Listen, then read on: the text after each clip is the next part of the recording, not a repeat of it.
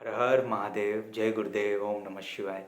अब हम शिवजी और पार्वती माता के द्वारा दिए गए 9 स्टेजेस में से नीचे की अवस्थाओं से, यानी हम बॉटम से बात कर रहे हैं, अवस्था से, फिर हम 8वीं अवस्था। वैसे अभी हम छठी अवस्था के बारे में हम बात कर रहे हैं। वो है शिवोहम। शिवार्पणम के बाद ये अवस्था है, वो है शिवोहम। सारी शक्तियाँ शिव जी को अर्पण हो गई, तो सारी शक्तियाँ, सारी नदियाँ अब समंदर में विलीन हो गई, तो अब बचा क्या? समंदर। वैसे ही सारी शक्तियाँ शिव जी को अर्पण के करने के बाद अब बचा क्या? शिव तत्व। फिर इसीलिए कहा गया शिवो हम, मैं शिव हूँ। ये बड़ी ताकतवर अवस्था है, बहुत ताकतवर अवस्था है, और इस अवस्था तक पहुँचना बहुत रेयर, बहुत रेयर। बड़े बड़े एनलाइटन मास्टर्स भी यहाँ तक नहीं पहुँच पाते, बड़े बड़े एनलाइटन मास्टर्स भी यहाँ तक नहीं पहुँच पाते।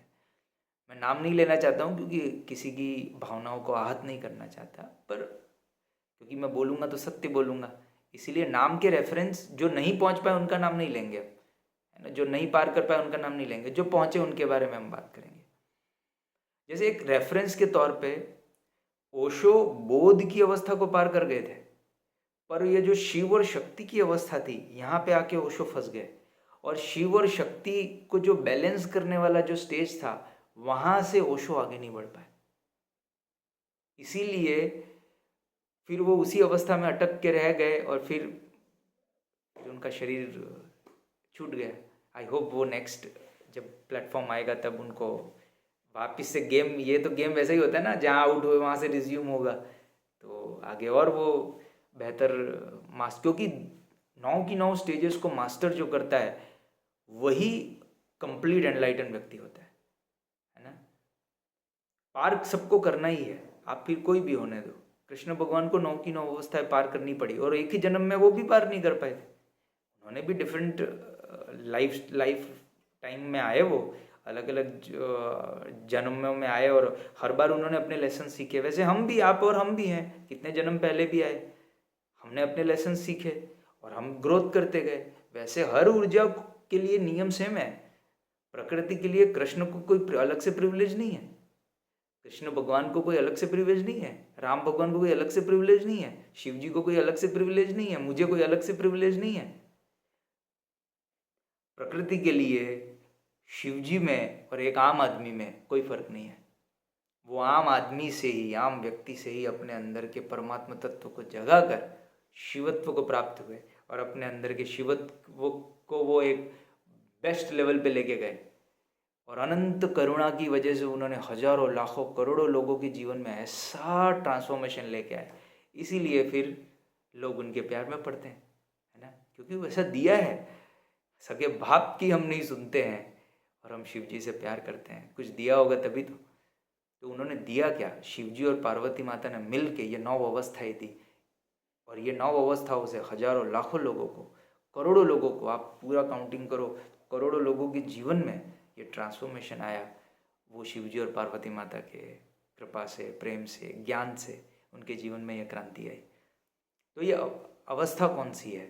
वो है शिवोहम।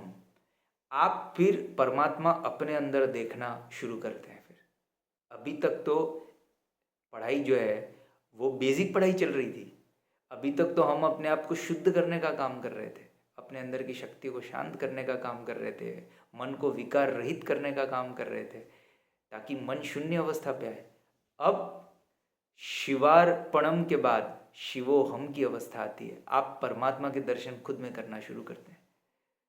भारत देश में क्या हो गया पता है? भारत देश की ऐसी हालत है कि यहाँ पे हर सड़क छाप आदमी जो है वो अपने आप को आत्मा परमात्मा के ज्ञान में माहिर समझता है, पर सत्य का ज्ञान किसी को नहीं है।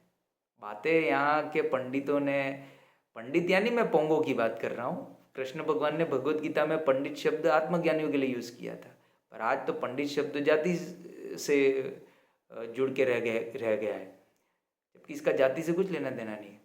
पंडित अपने अंदर के सत्य को प्राप्त किए हुए, 9 की 9 अवस्थाओं को पार किए हुए व्यक्ति को पंडित कहा जाता था। मेरी नज़र में कृष्ण पंडित है, मेरी नज़र में शिवजी पंडित है, मेरी नज़र में पार्वती माता पंडित हैं, गायत्री माता पंडित हैं। ये पंडित ये हैं, असली पंडित ये हैं। हम जो है वो, हमारे लिए पंडित जो है वो शब्द जो है वो सिर्फ ज्ञान के तोते की तरह रटन लगाने वाले को हम पंडित कहते हैं। आज तो मूर्खता की अवस्था के, और यही पंडित मौलवी पादरी, इसीलिए संत कबीर ने ऐसा फटका दिया, बोले पंडित मौलवी पादरी, उनको हिजड़ों की संज्ञा दी। क्या कहा? सब हिजड़े हैं, इनसे ज्ञान नहीं होता है भैया, ढाई आकर प्रेम का पढ़े सो पंडित। तो असली पंडित कौन है? जो अपने अंदर के सत्य को जाने, जो अपने अंदर के शिवत्व को जगाए, और जो अपने अंदर के परमात्मा तत्व को अनुभव करे कि वो स्वयं परमात्मा है। पर ये सिर्फ बातों की बात नहीं है ना, कहने की बात नहीं है कि मैं परमात्मा हूँ। ऐसे सी कहने से, आपकी बातें करने से कुछ नहीं होता है। लोग यही, भारत में क्या हो गया, ज्ञान का इतना दुरुपयोग हुआ भारत देश में कि यहाँ पे ज्ञान फिर समय के साथ सिर्फ थोता कोरा ऐसे ही थियरी बन के रह गया, और ज्ञान का दुरुपयोग हुआ। दुरुपयोग नहीं, है ना। पार्वती माता और शिव जी के इस ज्ञान को शुद्ध फॉर्म में आप तक पहुंचाना, यही जीवन का मकसद है। आप तक ये शुद्ध फॉर्म में यह पहुंचे, और जिसने भी अपने अंदर के सत्य को हल्का सा भी छुआ होगा, ये वीडियो उसकी ज़िंदगी में ऐसी क्रांति लाएगा कि उसका जीवन बदल जाएगा, है ना। हर हर महादेव, शिवोहम शिवार्पणम। फिर छठा सूत्र, शिवोहम, मैं शिव हूँ, मैं परमात्मा हूँ। और फिर आगे की अवस्था जो है, उस अवस्था के बारे में अगले वीडियो में बात करेंगे। हर हर महादेव, ओम नमः शिवाय। शिव जी और पार्वती माता की कृपा हम सब पे बनी रहे, उनका प्रेम स्नेह हमें हमेशा मिलते रहे, उनका मार्गदर्शन हमें हमेशा मिलते रहे। इस भारत की धरती को, इस विश्व की धरती को हमेशा उनका प्रेम स्नेह मिले। सारे आत्मज्ञानियों का प्रेम स्नेह इस धरती को और हमारे अस्तित्व को मिले। Har Har Mahadev. Thank you so much. कमाल का है, थोड़ा सा भी आत्मज्ञान हुआ होगा ना, हल्का सा भी, वीडियो आपकी अस्तित्व को हिलाने के लिए काफ़ी है।